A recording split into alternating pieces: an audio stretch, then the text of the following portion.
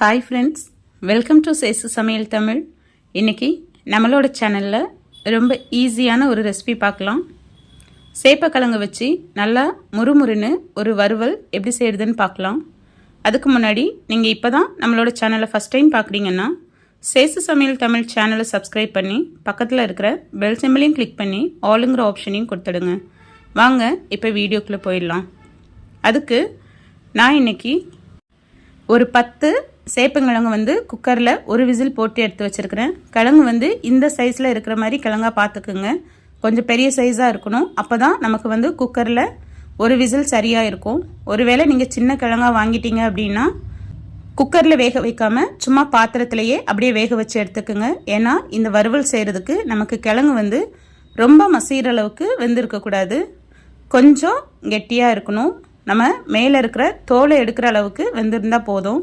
அதாவது ஒரு 3/4 அளவுக்கு வெந்திருந்தால் போதும். இல்லை அப்படின்னா வறுவல் செய்யும்போது அது அப்படியே குழஞ்சி போன மாதிரி இருக்கும். பாருங்கள், இப்படி ப்ரெஸ் பண்ணும்போது நமக்கு ரொம்ப அப்படி நசுங்கி போகிற மாதிரி இருக்கக்கூடாது. நம்ம மேலே இருக்க தோலை எடுக்கிற அளவுக்கு நமக்கு வெந்திருந்தாலே போதும். இப்போது நம்ம இந்த கிழங்குலேருந்து எல்லா தோலையும் நம்ம எடுத்துடலாம்.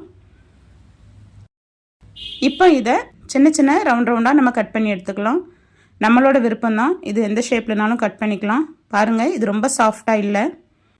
இப்படி இருக்கும்போது தான் நமக்கு மேலே நல்லா முறுமுறுனும் உள்ள நல்லா சாஃப்டாகவும் இருக்கும். வறுவல் ரொம்ப சூப்பராக இருக்கும். இப்போ ஒரு கடாயில் கொஞ்சமாக எண்ணெய் சேர்த்துக்கலாம்.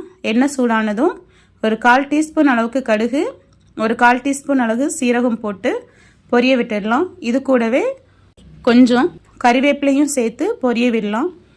நம்ம கறிவேப்பிலை கொஞ்சம் அதிகமாக சேர்க்கும்போது இந்த வறுவலில் அந்த ஃப்ளேவர் ரொம்பவே சூப்பராக இருக்கும். இப்போது நம்ம இங்கே ஆல்ரெடி கட் பண்ணி வச்சுருந்த அந்த சேப்பங்கிழங்கெல்லாம் உள்ளே சேர்த்துக்கலாம்.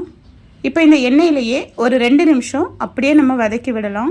நம்ம இதை குக்கரில் ஒரு 3/4 அளவு தான் வேக வச்சு எடுத்து வச்சுருக்குறோம். நம்ம இதை இந்த எண்ணெயில் வறுக்கும் போது தான் இந்த கிழங்கு நல்லா சாஃப்டாக வெந்து வரும். அதனால தான் நம்ம ஃபஸ்ட்டு குக்கரில் வேக வைக்கும்போது குழையிற அளவுக்கு வேக வைக்கல.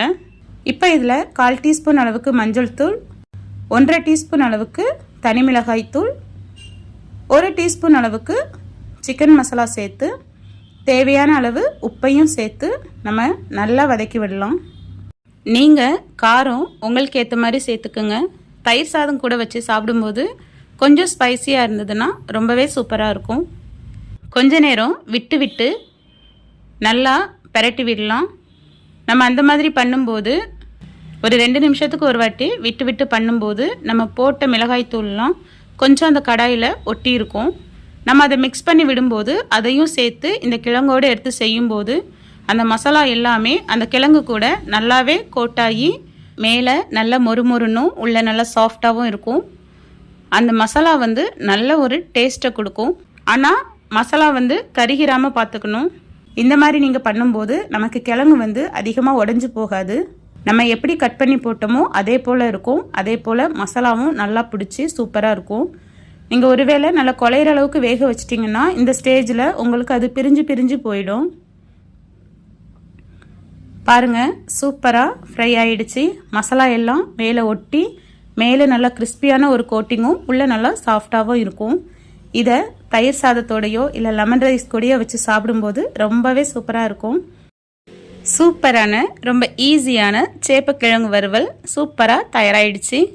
உங்களுக்கு இந்த வீடியோ பிடிச்சிருந்ததுன்னா இந்த வீடியோக்கு ஒரு லைக் கொடுத்து சேசு சமையல் தமிழ் சேனலை சப்ஸ்கிரைப் பண்ணி சப்போர்ட் பண்ணுங்கள். தேங்க்ஸ் ஃபார் வாட்சிங்.